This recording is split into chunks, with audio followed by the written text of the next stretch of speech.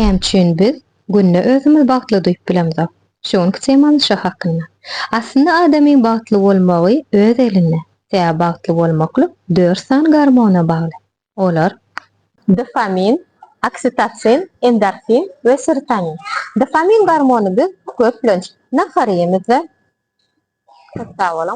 özümize uhod edemizde we maksatlamyza ýetemizde ýa.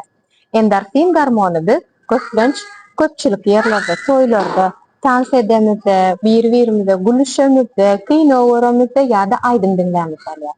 Oksitosin gormonu biz bir-birimize gürleşemizde, bir-birimize kömek edemizde ýa-da öý haýwanlaryny uhod edemizde ýa.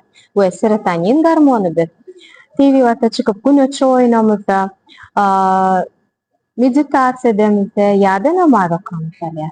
Başgalaryň bile dynjalaýyn diýsem, kebelek restoran size giňden öz kapylaryny açýar.